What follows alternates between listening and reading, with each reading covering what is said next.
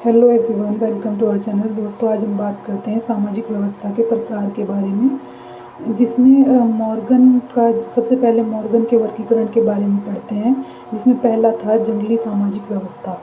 ये सबसे जो समाज की व्यवस्था का सबसे शुरुआत का रूप था, यानी आदिम और जंगली अवस्था, जिसमें जो व्यक्तियों की अंतःक्रियाएँ थी वो एक दूसरे के साथ बहुत कम थी। और इस दौर में किसी भी तरह की किसी व्यवस्था का प्रश्न ही नहीं उठता, क्योंकि व्यक्ति की जो क्रियाएँ थी वो पूरी तरीके से जंगली थी और वो अपने पेट को भरने के लिए अपने लिए काम किया करता था। दूसरे नंबर पे आती है असभ्य सामाजिक व्यवस्था। विकास के दूसरे चरण में जब व्यक्तियों की अंतःक्रियाओं के क्षेत्र का कुछ विस्तार हुआ, तब ये व्यवस्था बनी, असभ्य सामाजिक व्यवस्था।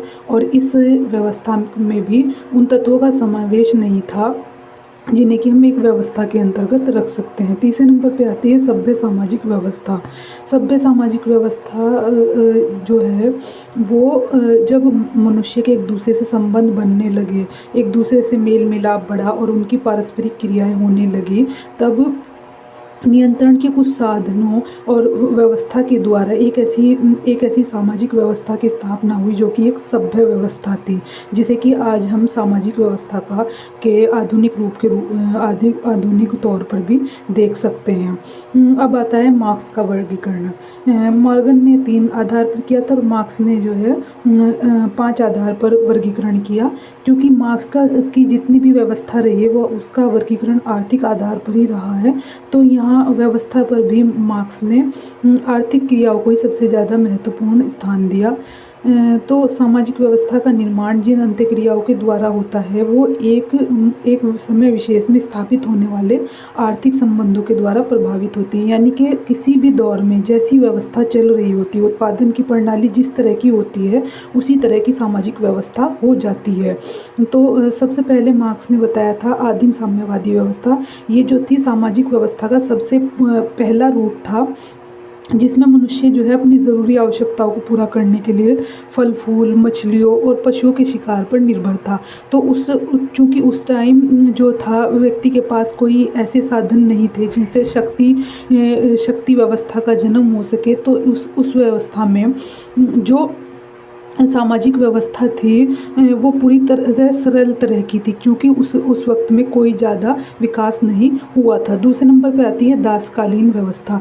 दासकालीन व्यवस्था जब शुरू हुई, जब लोगों ने खेती और पशुपालन करना शुरू कर दिया, तो जो कुछ शक्तिशाली लोग थे, जो मतलब जिन्होंने भूमि के जो बड़े हिस्से थे उन पर अधिकार कर लिया था, तो उन्होंने जो अपने से कमज़ोर लोग थे उन्हें दास बनाकर रखना शुरू कर दिया। तो इससे जो है एक प्रभुत्व और अधीनता के संबंध की स्थापना हुई, और यही सामाजिक व्यवस्था जो है दासकालीन व्यवस्था के रूप में कहलाई। तीसरे नंबर पे आती है सामंतवादी व्यवस्था। सामंतवादी व्यवस्था का मतलब होता है जो बड़े बड़े सामंत थे उनके पास बड़ी बड़ी भूमियों के मालिक थे, यानी उनके पास भूमि का अधिकार ज़्यादा था, और जो उनके अधीन रहकर काम करते थे, यानी उनके दास किसान, वो लोग उनका शोषण किया करते थे। और इसी व्यवस्था से सामंत और किसानों के बीच एक व्यवस्था बनी, जिसे सामंतवादी व्यवस्था कहते हैं, और इसी से वर्ग संघर्ष की प्रक्रिया की शुरुआत हुई। चौथे नंबर पर आती है पूंजीवादी व्यवस्था। पूंजीवादी व्यवस्था जो थी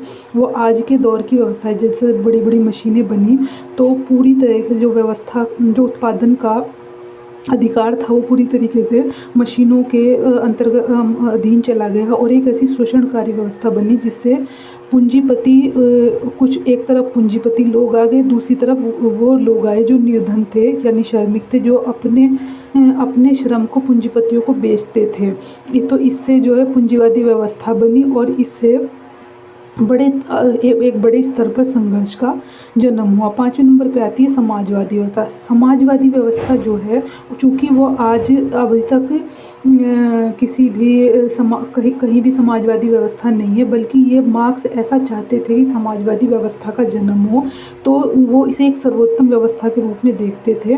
तो पूंजीवादी व्यवस्था में जब श्रमिकों का शोषण अपने चरम पर पहुंच गया, तब ये पूरी तरीके से मार्क्स की सोच है कि जब पूंजीवादी लोग, इनका जो पूंजीपति हैं, उनका जो शोषण है वो उच्च उस स्तर पर पहुंच जाएगा, तब श्रमिक संगठित होकर उनके विरुद्ध क्रांति करेंगे। और इससे जो पूंजी एक जगह इकट्ठी हुई है सभी जगह बट जाएगी और सभी चीज़ों पर सभी का अधिकार होगा। इससे एक वर्ग रहित समाज की स्थापना होगी, जिसमें व्यक्ति समानता और न्याय के आधार पर उत्पादन की शक्तियों का मिलजुल कर उपयोग करेंगे।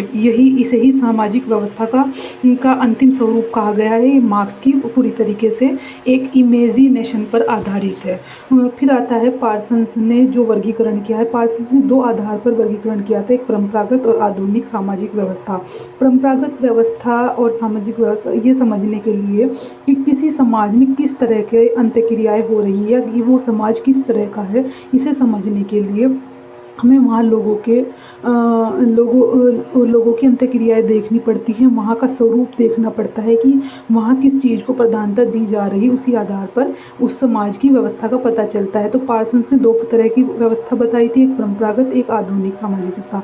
तो परंपरागत प्रतिमान में सबसे पहले आता है व्यक्तिवादी और आधुनिक प्रतिमान में आता है सार्वजनिक। तो व्यक्तिवादी प्रथा जो होती है, जहाँ परंपरागत व्यवस्था फॉलो की जा रही होती है, वहाँ व्यक्तिवादिता की प्रधानता देखने को मिलती है। जब लोग सिर्फ अपनी जाति, धर्म और परिवार को ही महत्व देते हैं, तब वहाँ एक व्यक्तिवादी यानी वहाँ एक परंपरागत प्रतिमान फॉलो हो रहा होता है। और जब कहीं पर सभी समूहों यानी सारे समूह के हित को ध्यान में रखकर काम किया जाता है, तो वहाँ सार्वभौमिकता वाली जो व्यवस्था है उसे फॉलो किया जा रहा होता है। तो दूसरे नंबर पे आती है प्रदत्त और अर्जित परिस्थिति।